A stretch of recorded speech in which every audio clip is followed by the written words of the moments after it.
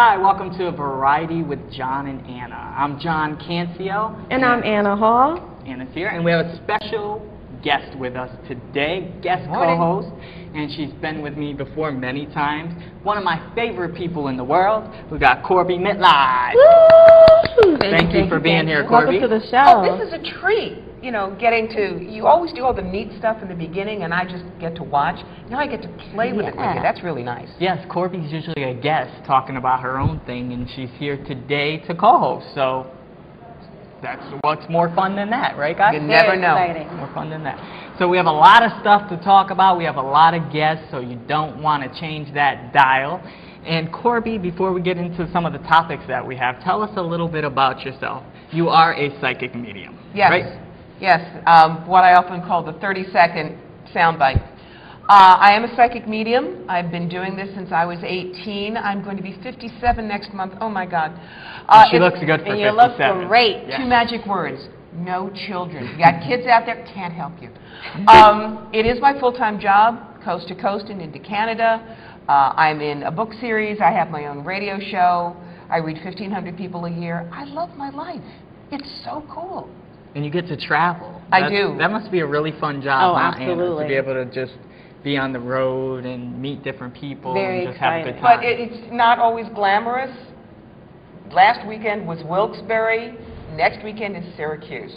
But there is a California trip coming out in the fall. I'm probably going to be out to talk in L.A., so that's nice. And there's nothing like having a job that you enjoy. Nothing like it. The difference is you get to get up in the morning. You don't have to get up in the morning. And if you can find that, You're that's your good. key. Now, did it take you a long time to discover that this is what you wanted to do with your life, or did you know right away?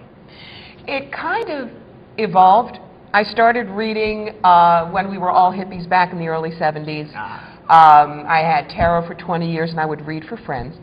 Then all of a sudden, with no training, I could do hands-on healing and talk to dead people in 1994, and I hung out my shingle. Okay. But in 2001, when we had the towers come down, I knew that people would need a new way of looking at things. They would need to know there's something after this life. They would need reassurance. So I told my husband, I'm going into this full time, and it's been 11 years now. So do you feel like you help people, that you give them closure with their lives? I really do. The point is, when you finally get to speak to someone who's passed in ways that I could not have known. The most recent one is someone who wanted to speak to their grandfather who had died. And what came out of my mouth was, he's telling me, shush, you're my favorite, but don't tell anybody. She literally started hopping in her chair because she always used to tease him, come on, Grandpa, you know I'm your favorite. Why don't you say something? And he never would. So that for her was the utter proof that her grandfather was there, still loved her, and had gone on. And do you understand why so many people are skeptical of this? Of course.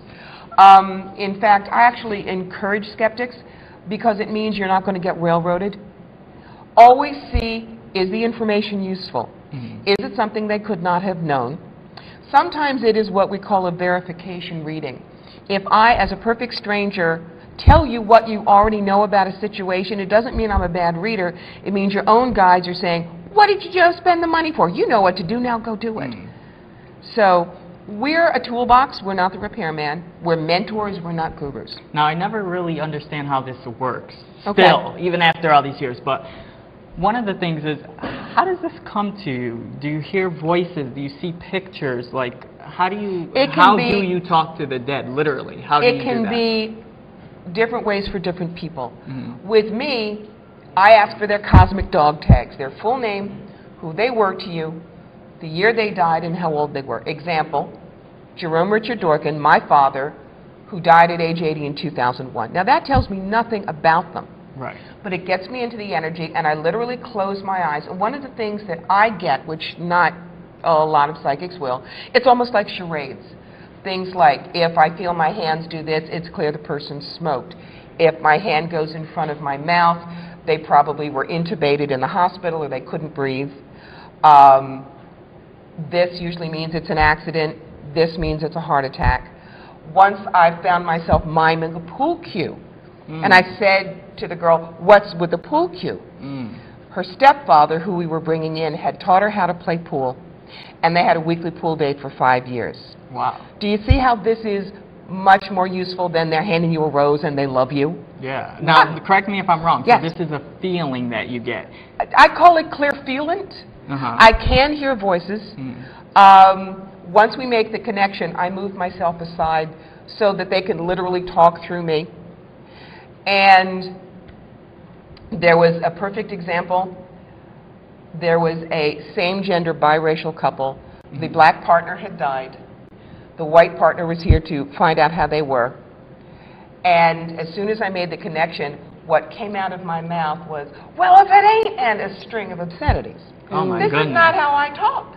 Gee. But she Kind of like sat Whoopi there, Goldberg. right, and she sat there and go, oh, it's Isabel. So Oh my goodness. Wow. But that's that got to was be the, like. that was a clue that would have said yes. But that's Because got to be draining, I would psychics, think. they tell the person, the loved one, yeah, this person is in a great place, they're fine. People don't want to hear that all the time. No, they they want don't. to get down to the real deal, they and they want want to hear the identifiers. person they remember. They want identifiers, yes. But They don't don't you think want- that, for you as the psychic, that would be draining? Do you physically feel that? Sometimes my inside? body will jerk, yes. Wow. But remember, they're gone. They're out of pain. When we're upstairs, we understand why that rolled out in our life. So no, I don't feel it's unfair, et cetera, because that's whatever they plan to do with their life. I'm just the garden hose that it comes through. And When it's someone my goes job. over to the other side, are you able to communicate with them right away, or is there a time of It lapse depends. that has to go? I tend to like to give people at least a couple of months. The way I put it is they're unpacking their bags, signing the guest register, and getting the orientation tour. But some people can come down right away. Almost everybody attends their own funeral, as I know. They want to see what's going on. Wow. And it's because they're still very close to Earth. They're tapping on people. You may smell the perfume. You may feel them brush you. But once we go on, there are other things to do up there. It would be like constantly going back and visiting your high school history teacher when you're already a third-year biology student at Princeton. You just don't do it. Well, we can talk about this all day, and we Yes, we will could. talk more about Yes, we this could. as the show goes on. But we have some topics to go over.